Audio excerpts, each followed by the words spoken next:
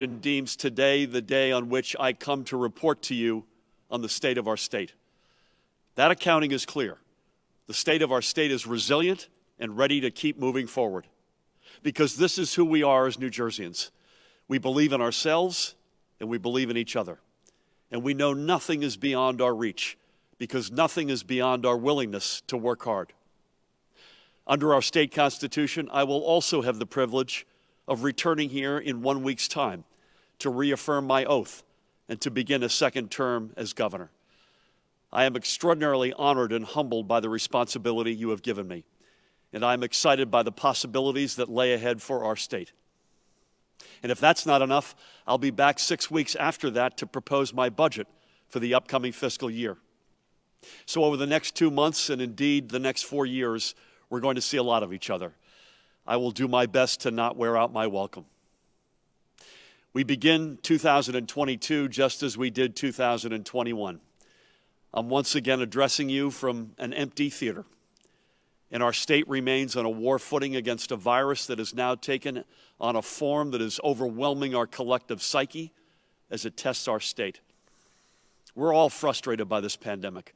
We're all tired of it getting in the way of everything we do. We're all ready to get on with our lives. And I am committed to seeing us get there. To schools where our kids' smiles once again light up the hallways and classrooms. To Main Street stores and restaurants where communities can once again come alive. To sports arenas where cheers are once again heard loudly and clearly. To living rooms where we can once again freely gather with family and friends, whether for a holiday, a birthday, or just on the spur of the moment. And to workplaces that are again fully safe and humming with the promise of a prosperous future. It has indeed been an extraordinarily long 2 years. Yet as inconvenient as life is for so many of us, it pales in comparison to what some have been through. We will never forget the loss that has hit so many of our neighbors, and we will forever honor the tremendous hard work and dedication of all of the women and men working on the front lines, especially the doctors, the nurses, and staff across our entire healthcare system.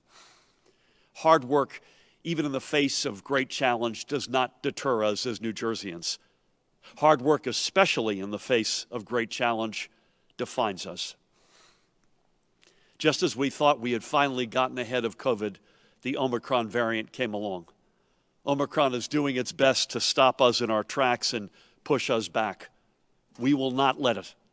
We are seeing new case counts that dwarf anything we'd seen to this point. Upwards of 4 times as many New Jerseyans have COVID today than did 1 year ago.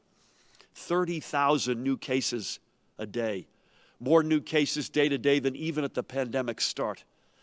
Even the knowledge that illness from Omicron can be less severe is of little solace. There's tremendous number of cases, even with the lower percentage chance of hospitalization that comes with them, mean that we have more people in our hospitals today than at any point since the spring of 2020. And it means that more of our fellow New Jerseyans are leaving us all too soon. In consultation with my partners in the legislature, I have taken the necessary step of redeclaring a public health emergency to ensure we keep moving forward, guided by facts and science, and that we keep doing everything we can to beat back Omicron and put COVID behind us. In your day-to-day lives, this step won't bring really any changes, but it is vital to ensuring our continued and coordinated response so we can move forward and put COVID behind us. A response that keeps our schools, businesses, and economy open and allows us to get back to a real and lasting sense of normal. A response that ensures critical testing supplies and vaccines can be distributed to communities where they are most needed and given to the residents who most need them. A response that protects the ability of our hospitals to care for the hundreds of New Jerseyans entering them because of COVID every single day. A response that ensures we are getting the data we need from across our healthcare system to make smart and forward-looking decisions. A response that keeps state, county, and local health authorities working together. And a response that ensures we keep following science and fact and not politics so we can keep moving forward. We're all in this together. and we must keep moving forward together. But try as it may to knock us back and further divide us, one thing is certain: Omicron has not knocked us down. In fact, despite all the challenges, we continue to move New Jersey forward. Across New Jersey, nearly 90% of all eligible residents have received at least a first vaccine dose. Let me say that again. 9 out of 10 eligible residents have now raised up their sleeve at least once, and 75% of you have completed your primary vaccination course. But, and here's an important but, we know that these initial courses, either the 2-dose regimen of the Pfizer and Moderna vaccines or the 1-shot from J&J, they weaken after several months. It's more important than ever that you get your booster shot. Science and reality tell us what we once called full vaccination is no longer that. A booster is not a bonus. It is a necessity. So if you have not yet gotten your booster shot, here is what I ask of you. Please go get it. The booster is proven to lessen the impact of illness, to keep you out of the hospital. And every vaccine dose is a ray of light through the dark cloud that has hung over our families. Every dose gets us one step closer to regaining the life that we knew prior to COVID. To each and every one of you who have done the right things, worn your masks even when you didn't want to, found or made time to get your boosters, and taken precautions even when it meant postponing precious family celebrations, Lieutenant Governor Sheila Oliver and I thank you from the very bottom of our hearts. And so do so many millions of your fellow New Jerseyans who have done the very same. Across the nation, we've seen some of the worst that crises can bring out in people: the selfishness and self-centeredness, the public shaming and finger-pointing, the deliberate misinformation. Now, we've seen some of this in New Jersey, but to be sure, it's a small minority. There are far, far many more of you who have done the hard work and proven our state's overwhelming selflessness and community spirit. You've proven our collective faith in science and facts and medicine and in each other. Our state has become a beacon of what's possible when we rise to face a challenge together with fearless optimism and not use it to cynically drive people apart. And if we hold together to shine bright just a little longer, we will disperse the dark cloud of COVID. We may not have yet fully conquered the virus, but we will never let the virus conquer us. We must get to the point where we stay in front of it and don't fall back again. And we will do just that. Even with the pandemic hanging over our work across the past 2 years, working together over the past 4, we have accomplished much. And there is so much for us to take pride in and talk about. We inherited a state that worked for too few, and which was at a crossroads. We chose to move the state in a new direction. We are moving New Jersey forward. Today, New Jersey is working again for the many, not the few. We have greater tax fairness. We've cut taxes for our middle class and working families and our seniors 14 times. And I commit to you now that the state budget I propose in a few weeks will not raise taxes. We have more accessible and affordable health care and child care, stronger public schools, and more affordable higher education. Our economy is growing again. Across the 9 years before I took office, New Jersey's economic growth ranked 47th among all American states.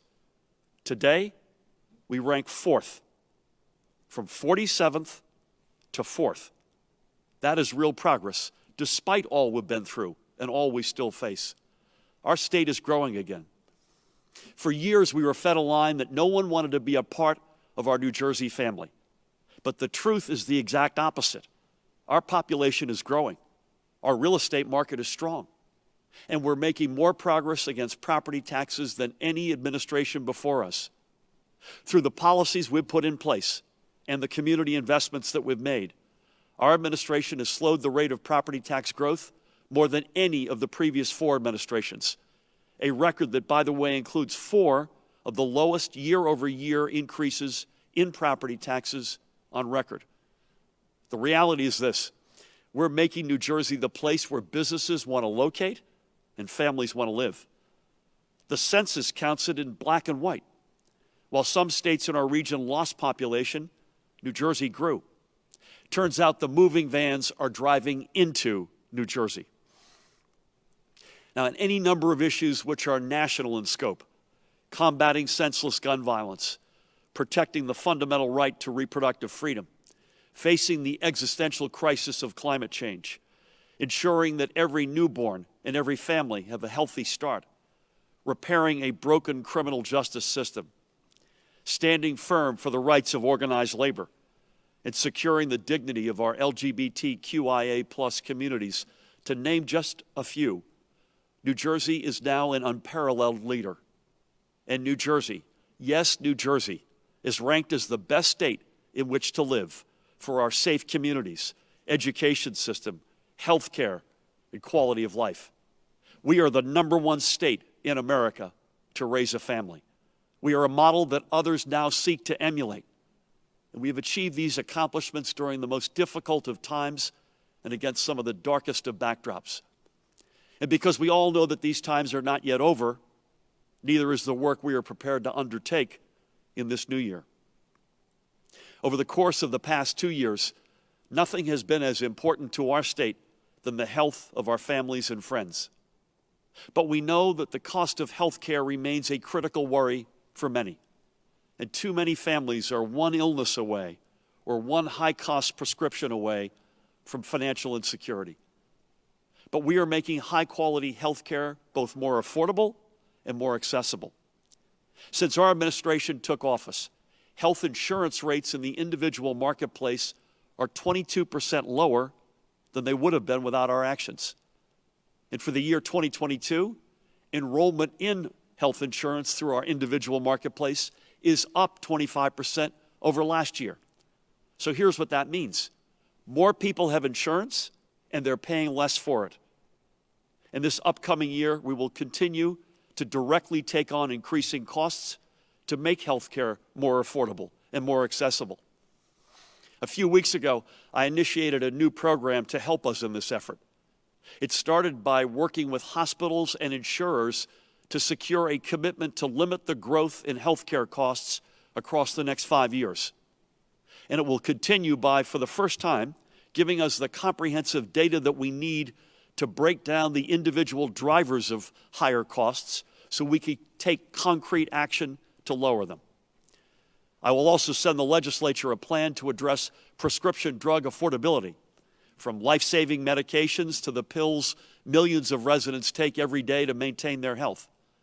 This effort will be centered on making pricing across the entire supply chain more transparent, so we can see what drives drug prices higher, and so then we can lower them. Lower costs will save families hundreds, if not thousands of dollars every year.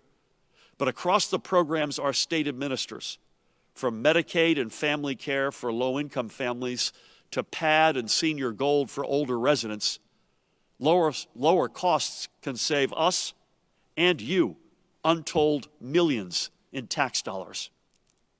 Containing and lowering health care and prescription drug costs isn't just good for your family's health and bottom line, which it is, it's also good for our state's bottom line. And this is the year where we will see one of our most innovative plans for economic growth take hold. Our groundbreaking new public-private partnership, the Innovation Evergreen Fund, will get to work, pairing both public and private investment to support the next generation of leading-edge technology startup businesses. In 2021, leading businesses from throughout the innovation economy announced their decision to move or grow in New Jersey, decisions that will create thousands of good jobs. But we don't want New Jersey to just be a place where businesses move to.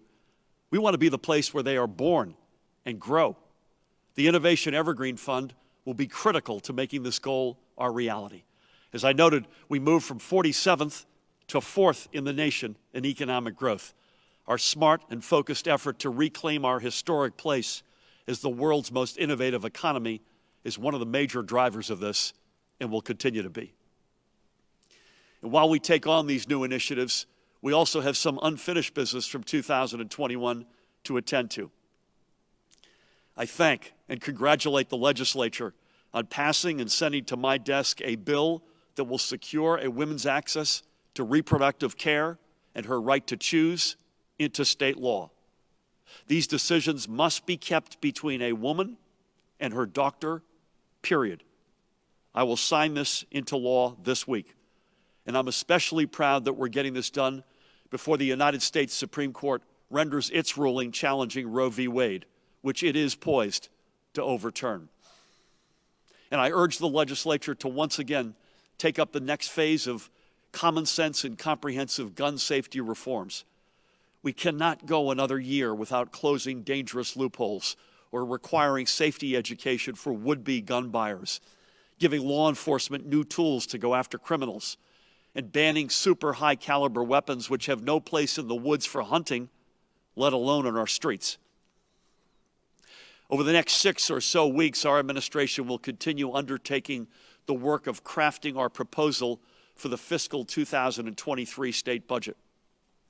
That document is where the vision we set out today is brought not just into relief, but brought to life. We will continue to focus on a broad-based economic recovery that works for everyone, not just a lucky few. We will continue to focus on making New Jersey more affordable for everyone. We will continue seeking fairness for our middle-class taxpayers and working families and seniors to deliver for them with concrete benefits that make their lives and those of their communities better. As I mentioned, the budget I put forward will not come with any tax increases. And we will continue our work taking on the one issue that has stood in the way of too many New Jersey families for far too long: property taxes. Getting these things done will require hard work, but it is not insurmountable. I know it isn't, because we just completed a 4-year cycle where we made possible what so many for so long had said was impossible in Trenton. The very first day I took the oath of office, we undertook the hard work to strengthen and grow our middle class, to make New Jersey more affordable, to create opportunity for our middle class and our working families, and to ensure fairness for our seniors and the next up-and-coming generation looking for their toehold in the American dream. And of course, over the past 2 years in particular, we've undertaken the hard work to pull our state back from under the cloud of a global pandemic. And because of the hard work we've already put in to build a more resilient and more affordable New Jersey, we start the next 4 years of our journey together in a better place. For example, before the pandemic, we saw our state achieve the lowest sustained levels of unemployment since the state began keeping records of unemployment. The pandemic for sure put some of this progress on pause, but every day more New Jerseyans are now getting back to work in jobs that pay better, that have better benefits, and that can lead them to a better career. Many of our residents are getting back to work because of our direct and critical investments in tens of thousands of small businesses, $800 million for retail stores, restaurants, arts and cultural institutions, child care providers, and many more, to ensure their survival through some very, very dark times. Small businesses are the backbone of our economy, and we're keeping that backbone strong. Many others are getting jobs in the new high-tech and innovative industries we have brought to our state, and those which are taking root here. They're finding work in the burgeoning green energy industry, in the growing fintech sector, where, by the way, we added more than 3,000 jobs last year in that sector alone, or on movie and television production sets, or in the online gaming and sports betting space we now dominate, and, of course, in the life sciences. They're going to work in the construction trades, from the South Jersey wind port rising in Salem County to the Paulsboro Marine Terminal, where we will create more than 1,500 new jobs to secure our place as a global leader in offshore wind component manufacturing and logistics. Or to the hub in New Brunswick, where doctors and researchers will work side by side on the next generation of life-saving treatments.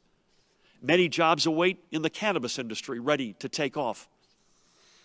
New businesses and jobs are being created because we restored common sense and fairness to our system of tax incentives. Some are coming because we're not afraid to run with new ideas for attracting new businesses, like the Innovation Evergreen Fund. Some more are coming from a long overdue sense of fairness and justice, values we know resonate around corporate board tables just as they do around kitchen tables. Others, however, are coming to New Jersey because they know that right here is where they will find the best trained workforce in the most advantageous location with the best public schools in America for their employees. Education is a critical piece of this puzzle. Our best-in-the-nation public education system and world-class colleges and universities turn out the best-trained and best-educated workforce in America. Businesses that come here do so because they know we have a nearly bottomless well of talent from which they can draw. And we're not just restoring, but creating real opportunity for our young people to stay here and start a career, to support a family, or opportunity for those currently in the workforce to build a new career, or opportunities for entrepreneurs to maximize their investment and prosper, an opportunity for sure to make New Jersey the launch pad for the next great idea in the home of the next generation. We have shown you can make economic progress and social progress at the same time. In fact, one helps the other. The proof? Well, as I've mentioned, we've jumped 43 spots in economic growth among American states, from 47th when I took office to 4th today. That is exactly what stronger and fairer looks like. This is what creating opportunity looks like. This is what building an economy that works for every family looks like. So many of you across the state legislators, county and local officials, advocates, ordinary residents alike, have contributed greatly to this progress. And for that, I say thank you. But I also say, let's keep it up. But we also know there are many who do not yet feel your place is secure in this progress. And it is you to whom I recommit my efforts. Your place is set. Your seat is here. When we began our work in January of 2018, our state was stagnant and seemingly broken. The status quo worked for a few, but left out the broad majority of New Jerseyans, hardworking New Jerseyans who didn't want any special treatment, just a fair shot at a better future for themselves and their families. We leveled the playing field by embracing true tax fairness and asking the wealthiest New Jerseyans, those with incomes in excess of $1 million, to pay a little more in income taxes so we could do more for everyone across our state, to do more to open opportunities for more New Jerseyans to gain the tools that they need to have their own prosperous future. And let me make one thing very clear. I do not begrudge anyone their success. I do not begrudge anyone the realization of their American dream. However, the price for having an unlimited upside cannot be an unlimited downside. New Jersey will never move forward if we cling to the outdated and selfish notion of, I got mine and the rest be damned. The pandemic is an example of how we are all in this together. Millions of New Jerseyans working selflessly have done the right thing for themselves and their families, and in the process, for all of us. 4 years ago, New Jersey's minimum wage was $8.65 an hour, a wage that locked countless hardworking New Jersey families into a cycle of poverty. Today, our minimum wage is $13 an hour, and it's on a path to $15 an hour, with hundreds of thousands of families now starting to reach up and pull themselves up into the middle class. Here's an obvious truth some still try to deny. One meaningful way to make New Jersey more affordable is to make sure more New Jerseyans have a living wage, and we are on that path. Moreover, we are seeing wages increasing across the state and are now trending higher than before the pandemic.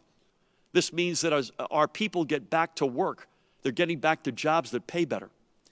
That is yet another way we are building opportunity for more New Jersey families. 4 years ago, our schools and property taxpayers were reeling after 8 years of diminished investment. We got to work investing in our communities by investing in our public schools, from pre-K all the way through to graduation. Today, New Jersey's public education system is ranked the very best in the nation, and we continue to bring more and more students and more communities under that banner. We invested $3 billion more in our public schools across our first 4 years than the prior administration did across its last 4. This year alone, we're investing $1.5 billion more in pre-K through 12 education than in the year I took office. Now, we're doing this not just because our kids deserve it, which they do, but because our property taxpayers do as well. School funding is property tax relief. Every single one of these dollars that we as a state have invested is a dollar kept in the pockets of property taxpayers, whether it be the state aid supporting our students and educators in their classrooms, or construction aid to build or renovate schools to serve a 21st century education. Strong public schools make communities more attractive for families looking to move to New Jersey. And for so many of you, your home is your single greatest investment. Few public investments will protect the value of your home more than strong and properly funded public schools. But tackling property taxes goes far beyond just properly funding our schools. And here, too, we've made real progress. When the federal government cut your state and local tax deduction, which I continue to work tirelessly to restore, we expanded the property tax deduction allowed in your state income tax filing. We expanded eligibility of older homeowners for the Senior Freeze program to protect you against any property tax increases. We modernized the homestead property tax rebate. And this past year, we delivered tax rebates of up to $500 to nearly 700,000 middle-class families. We extended property tax deductions for veterans and service members, and God bless them all. We have also made in-state tuition payments and investments in college savings plans tax deductible. We put into law the state's first child and dependent care tax credit and made every family making up to $150,000 a year eligible for it. Each of these steps is making our state more affordable and giving middle class and working families and seniors the tax breaks that you all deserve. So I'll repeat our record on this. The slowest rate of property tax growth than during any of the previous 4 administrations, and 4 of the lowest year-over-year increases in property taxes on record, and 14 middle-class tax cuts made possible only through a commitment to fairness. And we've done so much more. I've noted our work to lower health care costs, particularly for those with children. We've put a college education within reach with our tuition-free community college program. And we invested in our child care providers to make this critical service more accessible for families getting back to work. This is the progress we can make together by putting our focus in the right places. And this is the progress that results from restoring responsible leadership to our state's finances. For example, 4 years ago, no one thought we would ever pull ourselves up and out of the hole that prior administrations and legislatures had dug our pension system into. This not only hurt our hardworking public employees and retirees, but it threatened our very financial health. But working together, we made living up to our obligation a priority. And in this fiscal year, we are making the first full payment into our public pension funds in 25 years. With these investments, along with a strong stock market and a new and more responsible investment strategy, our pension funds are performing better than ever. And we've saved tomorrow's taxpayers billions of dollars by living up to our obligation today. We also reined in the cost of public employee and retiree health benefits while preserving the high-quality care. For example, we've cut more than $36 billion from the projected long-term costs of providing health care to our retired and public employees alone. That's good for them for sure, but it's good for you all as well. And the size of state government itself is smaller today than it was when we took office. 4 years ago, NJ Transit was a national model of how not to run a mass transit system. Today, it stands as a model of how to turn around a mass transit system.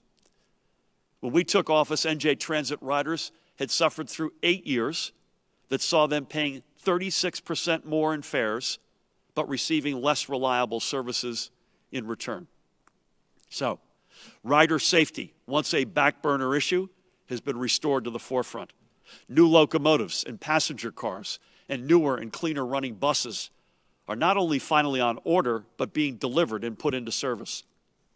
The shortages of train engineers and bus operators that led to canceled routes have been backfilled, giving NJ Transit the roster it needs to keep lines running.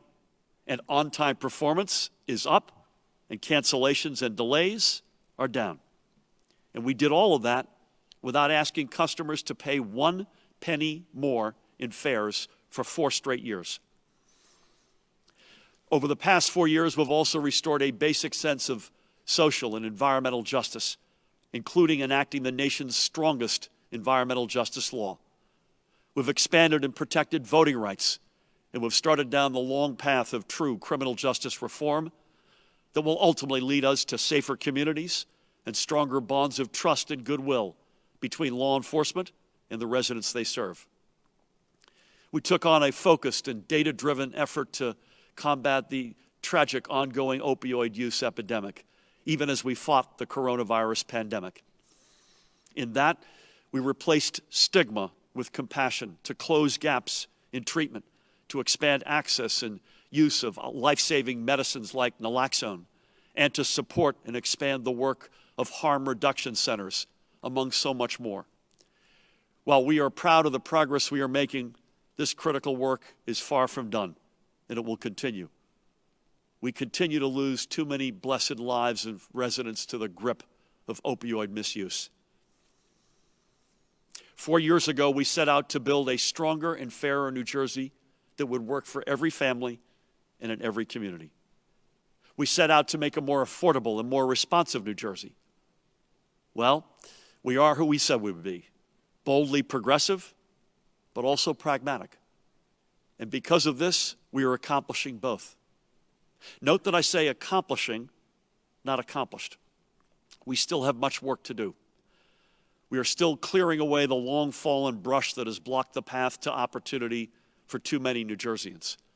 Our task now is to take the next giant leap forward, to turn the positive changes we've made in our laws into long-lasting and tangible progress for our working families and seniors. A few hours ago, my partners in the legislature swore their oaths as the representatives of the residents they now serve. Lieutenant Governor Sheila Oliver and I congratulate the new Senate leaders, Senate President Nick Scutari and Majority Leader Senator Teresa Ruiz, as well as the returning Assembly leadership of Speaker Craig Coughlin and Majority Leader Lou Greenwald. And we hold out our hands in partnership and goodwill to the new Republican leaders, Senator Steve Oroho and Assemblyman John DeMeo. The people of New Jersey elected each of us in public office for a single purpose: to get things done. Up until November 2nd, we wore either a letter D or R after our name. And we all take great pride in that letter. That letter speaks to a sense of our core beliefs and our personal ideals. But now is the time to take these letters off. Now is the time to seek, in the words of John F. Kennedy, and I quote him, not the Republican answer or the Democratic answer, but the right answer. You all are sick and tired of the hyper-partisanship, the bickering, the inaction, the division, and the endless finger-pointing we see in Washington. Well, so am I. And we don't want that political stagnation to creep into our work here in Trenton, not in our very backyard, not when there is still too much uncertainty in our lives and our communities and too many challenges ahead. From today forward, for all of us, the politicking ends and the governing begins. That's true patriotism. We must continue to prove that the promise of a stronger and fairer New Jersey is real and that it's open to every resident, every family, and every community. Opportunity, affordability, and fairness must be linked. One without the others is hollow, but all of them together are an unstoppable force for a brighter future and proof that the American dream lives in New Jersey. And no state represents both the glorious history and awesome future of the American dream more than ours. So this is our shared task for the year ahead. A stronger New Jersey where we create opportunity and increase affordability because you want New Jersey to be more affordable. A fairer New Jersey where we work for tax fairness and economic and social justice because you want a fair shot at a more prosperous future and at your American dream. And a New Jersey where we continue down the path of recovery from the pandemic together. This is what you expect. Moreover, this is what you deserve. Let's work together in good faith and with common purpose. This doesn't mean we won't or even can't disagree, but it should mean that compromise and common sense are not dirty words.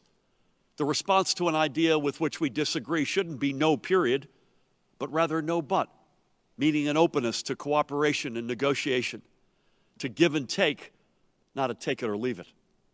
Let's always be mindful of the words of the late John Lewis, and I quote him, "We're one people, we're one family, we all live in the same house." With everything going on across the nation, and as we work to bring our state out from under the cloud of COVID, these words ring true in New Jersey. Let's pledge to put the needs of every New Jerseyan before the wants of our party or any single person in it. Let's stop shouting down each other and get back to talking with each other. Let's prove that our words have actual value and meaning. And let's prove that our best days aren't in our rearview mirror. Let's grab that more affordable New Jersey, a New Jersey rich with opportunity for all willing to work hard, which is just ahead of us. Thank you all. May God bless you and your families with a healthy and prosperous new year. And may God continue to bless the great state of New Jersey and the United States of America.